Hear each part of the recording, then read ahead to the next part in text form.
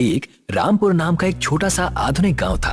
उस गांव में अभिमन्यु नाम का एक व्यक्ति अपनी पत्नी निधि के साथ एक छोटा सा रेस्टोरेंट चलाता था। बाहर से आने जाने वाले सभी व्यक्ति ज्यादातर अभिमन्यु के रेस्टोरेंट में ही भोजन करना पसंद करते थे। अभिमन्यु की पत्नी ग्राहकों के लिए भोजन अपने हाथों से तैयार करती थी। एक दिन की बात है, बैंक का मैनेजर ताराचंद अपनी पत्नी अनीता के साथ अभिमन्यु के रेस्टोरेंट में भोजन करने के लिए आया। तुम्हारे रेस्टोरेंट की चाउमीन की प्रशंसा तो दूर दूर तक है। आज मेरी पत्नी का चाउमीन खाने का मन हुआ तो मैंने सोचा कि सीधा तुम्हारे रेस्टोरेंट में ले आऊं। जी बिल्कुल, क्या है कि ग्राहकों के लिए मेरी पत्नी स्वयं भोजन तैयार करती है। तो फिर देर किस बात की है, जल्दी से एक एक प्लेट चाउमीन लगवाओ, पेट में चूहे दौड़ रहे हैं। अभिमन्यु ने खुशी खुशी ताराचंद और उसकी पत्नी को एक एक प्लेट चाउमीन लगवा दी। वाकई अभिमन्यु, जैसा सुना था वैसा ही पाया। मुझे आपसे एक बात भी करनी है ताराचंद जी। इस महीने मैं बैंक की इंस्टॉलमेंट नहीं चुका पाऊंगा। मेरा बेटा मुंबई शहर में पढ़ता है और उसकी इस महीने फीस जमा होनी है। अरे तो इसमें चिंता की क्या बात है, तुम कहीं भागे थोड़ी ना जा रहे हो। और वैसे भी मैं तो तुम्हें 2 गुना लोन देने के लिए तैयार हूँ। मैं तो कहता हूँ कि तुम इस रेस्टोरेंट को और बढ़ा लो, इसे एक बहुत अच्छे होटल में कन्वर्ट कर दो। नहीं नहीं ताराचंद जी, मैं अपने इस छोटे से रेस्टोरेंट में ही बहुत खुश हूँ। मैं और बैंकों के चक्कर काटने से बच गया। ताराचंद रेस्टोरेंट से बाहर निकल गया और अभिमन्यु के रेस्टोरेंट के ठीक सामने बने एक बड़े से रेस्टोरेंट को देखकर मुस्कुराने लगा। ये तो अभिमन्यु के रेस्टोरेंट से बड़ा और काफी अच्छा मालूम होता है। हाँ, रेस्टोरेंट अभिमन्यु के रेस्टोरेंट से काफी बड़ा है। ये ब्रजेश का रेस्टोरेंट है, लेकिन फिर भी आसपास के लोग अभिमन्यु के रेस्टोरेंट का खाना ही पसंद करते हैं। बैंक मैनेजर ताराचंद अपनी पत्नी के साथ कार में बैठकर चला गया। उसकी बातें दूसरे रेस्टोरेंट का मालिक ब्रजेश अपने नौकर सत्यम के साथ पीछे से चुपके से सुन रहा था। सुना मालिक, एक तो इस बैंक मैनेजर ने आपके लोन की फाइल रिजेक्ट कर दी, ऊपर से ये अभिमन्यु के रेस्टोरेंट के भोजन की तारीफ और कर रहा है, वो भी अपनी पत्नी के सामने, और हमारे रेस्टोरेंट की बुराई कर रहा है। अगर ऐसा ही रहा ना तो वो दिन दूर नहीं कि हमारे रेस्टोरेंट में बड़े बड़े और मोटे ताले लगते हुए नजर आएंगे। तुमसे कितनी बार बोला है सत्यम कि अच्छा अच्छा बोला करो, वो दिन कभी नहीं आएगा।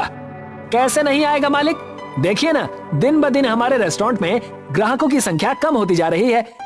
ये बात तो तुम्हारी बिल्कुल सही है सत्यम, कि अभिमन्यु के रेस्टोरेंट की वजह से मुझे बहुत नुकसान उठाना पड़ रहा है। अभिमन्यु के रेस्टोरेंट में सारा भोजन उसकी पत्नी निधि तैयार करती है। आप भी अपने रेस्टोरेंट का भोजन अपनी पत्नी से तैयार क्यों नहीं करवाते? ये कैसी बातें कर रहे हो तुम? मेरी पत्नी को तो भोजन बनाना ही नहीं आता। पिछली बार तुमने खुद उसके हाथ के बने हुए आलू के पराठे खाए थे और अगले दिन तुम बीमार पड़ गए थे। इसमें तो कोई शक नहीं। चिंता मत करो सत्यम, मेरे दिमाग में एक योजना है। मुझे पता लगा है कि बैंक मैनेजर ताराचंद का ट्रांसफर कुछ ही दिनों में हो जाएगा और नया बैंक मैनेजर मेरा बहुत दूर का रिश्तेदार है। अभिमन्यु के रेस्टोरेंट में सारे पैसे बैंक के लगे हुए हैं और उसकी जमीन बैंक के पास गिरवी रखी हुई है। मैं अपनी खोपड़ी से ऐसा चक्कर चलाऊंगा कि अभिमन्यु सड़क पर आ जाएगा। अपने रेस्टोरेंट के अंदर जाकर बैठ गए। तभी वहां पर एक अजीब सा दिखने वाला व्यक्ति जिसने बहुत गंदा कोट पहन रखा था रेस्टोरेंट में आकर बैठ गया। मुझे बहुत जोरों की भूख लगी है, जल्दी से बर्गर, पिज्जा और एक ब्लैक कॉफी लेकर आओ। सत्यम उस व्यक्ति को देखकर बुरा सा मुंह बनाते हुए बोला, तुमने कितने गंदे कपड़े पहन रखे हैं। जिस कुर्सी पर तुम बैठे हो जानते भी हो वो कुर्सी कितनी महंगी है। तुम्हारी वजह से ये कुर्सी भी गंदी हो गई। किस तरह के व्यक्ति हो तुम? तुम्हारे मालिक ने तुम्हें ग्राहकों का सम्मान करना नहीं सिखाया? तुम्हें पता नहीं ग्राहकों से किस तरह से बात की जाती है? हाँ, मुझे सिखाया है, मुझे सब पता है ग्राहकों से कैसे बात की जाती है। ग्राहक भी तुम्हारे जैसे गंदे कपड़े पहनकर इतने आलीशान और अच्छे रेस्टोरेंट में नहीं आते।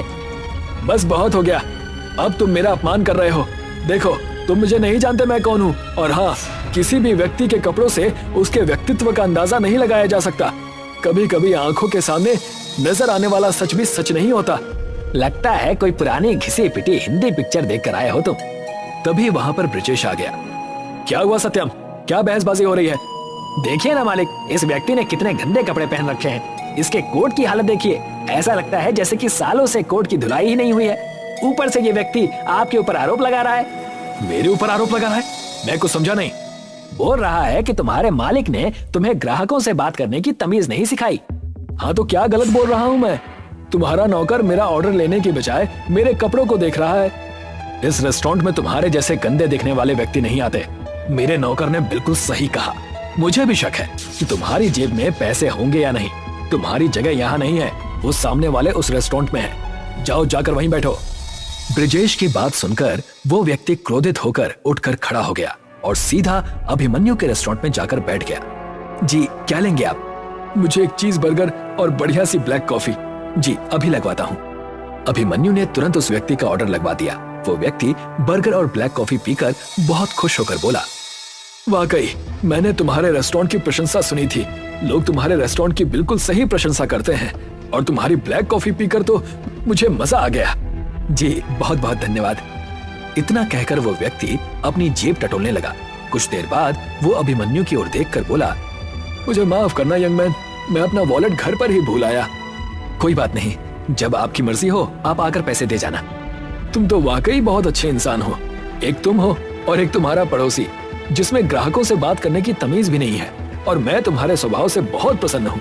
इतना कहकर उस व्यक्ति ने एक छोटा सा चमकने वाला हीरा अभिमन्यु को पकड़ा दिया। ये तो डायमंड है, ये आप मुझे क्यों दे रहे हैं? नहीं, ये डायमंड नहीं है बेटा, ये एक गैजेट है। कुछ समय के बाद हो सकता है कि तुम्हें इसकी आवश्यकता पड़े। इसे अपने पास संभाल कर रखना।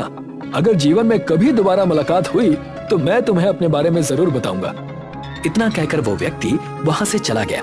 उसके जाते ही निधि अभिमन्यु से बोली, कौन था ये?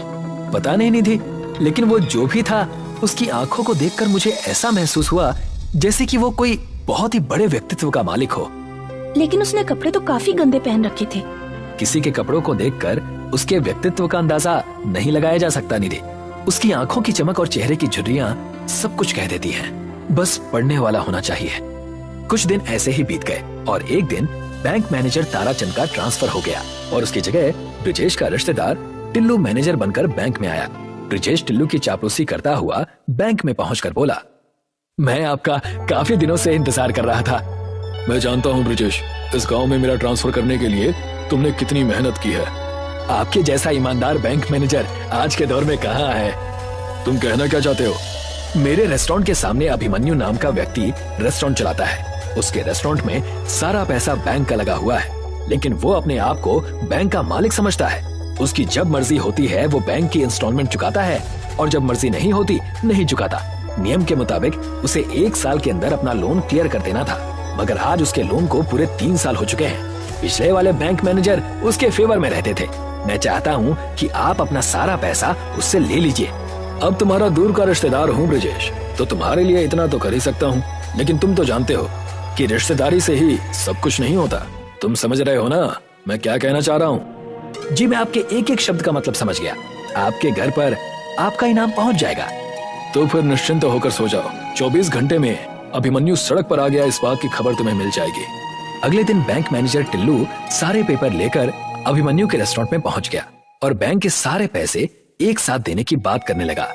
मैं सारे पैसे एक साथ नहीं दे सकता, मुझे कुछ तो वक्त दीजिए। बैंक ने तुम्हें 1 साल का वक्त दिया था, लेकिन पिछले वाले मैनेजर साहब ने तो कभी भी ऐतराज नहीं जताया। वो पिछले वाले मैनेजर थे, मैं नया मैनेजर हूँ। तुम्हारे पास 1 दिन का वक्त है। 1 दिन के अंदर अंदर 25 लाख रुपए बैंक में जमा करा दो, नहीं तो तुम्हारे इस रेस्टोरेंट पर बैंक कब्जा कर लेगी। और याद रखना, मुझे इसका पूरा अधिकार है। इतना कहकर टिल्लू वहां से चला गया। अभिमन्यु बेचारा 1 दिन में इतने पैसों का इंतजाम नहीं कर पाया। बैंक मैनेजर ने बड़ी चालाकी से अभिमन्यु का घर और रेस्टोरेंट कब्जा लिया और अभिमन्यु को घर से बाहर निकाल दिया। वो दोनों पति पत्नी 2 दिन से भूखे प्यासे थे कि तभी अभिमन्यु को अचानक कुछ याद आया। उसने अपनी कोट की जेब से वही हीरा निकाल लिया। ये तो वही हीरा है ना जो वो गंदा दिखने वाला व्यक्ति देकर गया था? सोच रहा हूँ इस हीरे को बाजार में बेच दूं। अचानक वो हीरा उसके हाथ से छूटकर जमीन पर गिर गया और चारों ओर रंग बिरंगे किरणें फैल गई। देखते ही देखते अभिमन्यु के सामने एक रेस्टोरेंट खड़ा था। ये कैसे संभव हो सकता है? क्या वो कोई जादूगर था? नहीं निधि, मुझे याद आ गया। उस व्यक्ति ने कहा था कि ये कोई हीरा नहीं बल्कि गैजेट है। ये तो एक अंदर से बहुत आलीशान रेस्टोरेंट लगता है। चलो अंदर चलकर देखते हैं। निधि और अभिमन्यु उस रेस्टोरेंट के अंदर घुस गए। उन्होंने देखा कि उस रेस्टोरेंट के अंदर वेटर के रूप में रोबोट काम कर रहे थे। मिस्टर, आपका स्वागत है रेस्टोरेंट के नए मालिक और आपका भी मिस। अभिमन्यु खुशी से चीखते हुए बोला, ये तो कमाल हो गया निधि। बोलिए मालिक, इस रेस्टोरेंट को कहाँ पर लेकर चलना है? क्या मतलब? इस रेस्टोरेंट को आप अपनी मर्जी से जहाँ चाहे ले जा सकते हैं। ये आपका हर आदेश मानेगा। मैं समझ गया, ये एक नई तकनीक से बना हुआ रेस्टोरेंट है। ये विज्ञान का चमत्कार है। मैं समझ गया, वो व्यक्ति बहुत बड़ा साइंटिस्ट था। उस दिन के बाद अभिमन्यु और उसकी पत्नी उसी चलने वाले रेस्टोरेंट में घर घर जाकर सेवा देने लगे।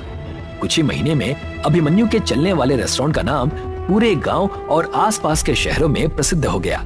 अब किसी को भी कुछ भी खाने की जरूरत होती तो अभिमन्यु का रेस्टोरेंट चलकर उसके पास पहुंच जाता।